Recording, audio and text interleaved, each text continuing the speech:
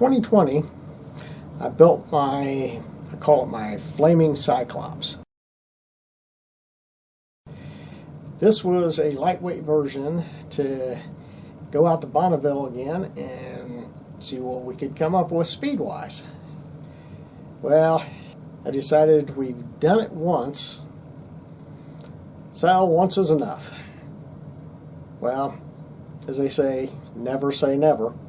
So the idea is to rebuild it, and maybe next year, 2024, we go out and race again at Bonneville. So this video kind of shows some things I've done putting it back together, some changes and modifications, I guess you'd say, to come up with maybe a little better version, go a little faster. So maybe you can incorporate some of these things. It's like, the thing I'm building, I think I'll try that on mine. See what you think. I decided to cut a door in there so I can get it a little easier. Bodywork will come probably next spring. Alright, engine-wise, I wanted to go with one of these bigger air input, but it sticks out a little further. So, in order to get the engine with that air intake, I had to kind of bring it up here a little further. I had to cut and push out about 1 inch further out in front there. Also for the air intake, I ended up making these duct systems, and I cut my hole there, so this guy will fit about like yay. So as you go down the line, you end up forcing air directly down on top of the air intake. I decided to put an air scoop on the side, so I looked around and couldn't find the size I wanted. So I decided, I'll just make my own out of fiberglass. At Michael's, you can pick up this green foam material that holds up with fiberglass. So it was just to cut the shape I wanted, lay it out on the side, and start shaping it. I use these welded nuts I get from McMaster Car and mold them in place. Here's what the bottom side looks like so far. So after painting, this is what the scoop looks like.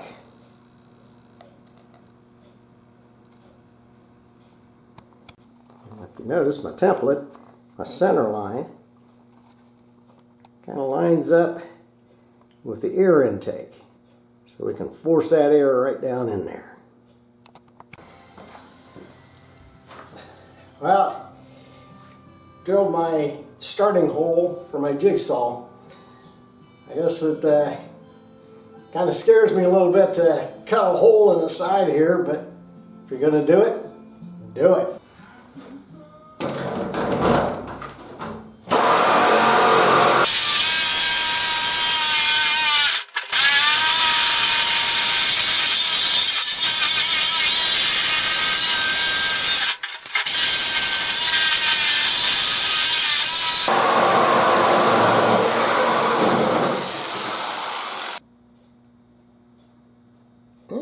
Lines up pretty darn good with the air intake, so maybe we can force some air there. Now the trunk lid has louvers, so the air can maybe go through. We'll see how it works. Yeah, doesn't look too bad. The air intake there. If we kind of look at our template on our little scoop here, it ends up saying we got a space back here that's going to be trapped air. We're not going to have a nice flow to our intake. I know, too much time on my hand. So, let's see what I can come up with. Got a little more foam for the inside. Shape it. mold, then paint.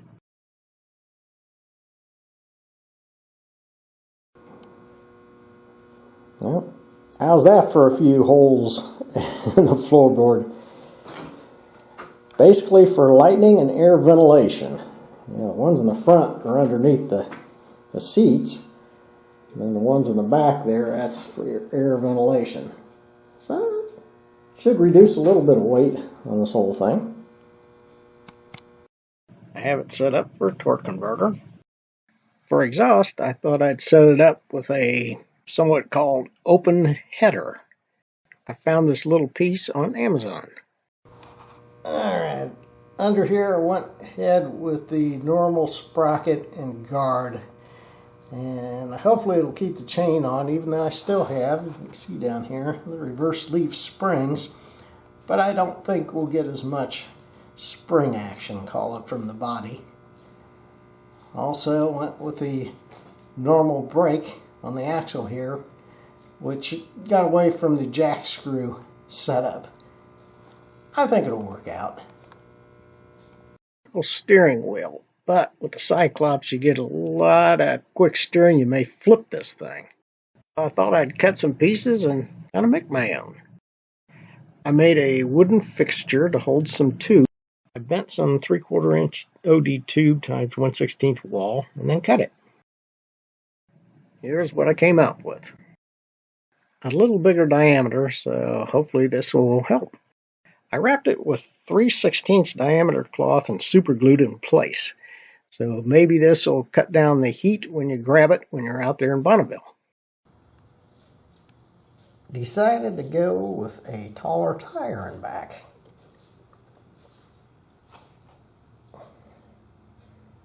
But I need to cut out a couple sections for tire clearance. I call this a splash guard to keep the sprocket from getting too much salt. In case they want seat belts, did a notch in the fiberglass seat and added some.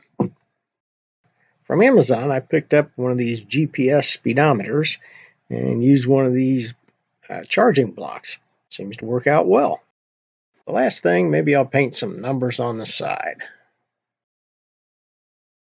Thanks for watching, and here's a few more videos if you'd like to see.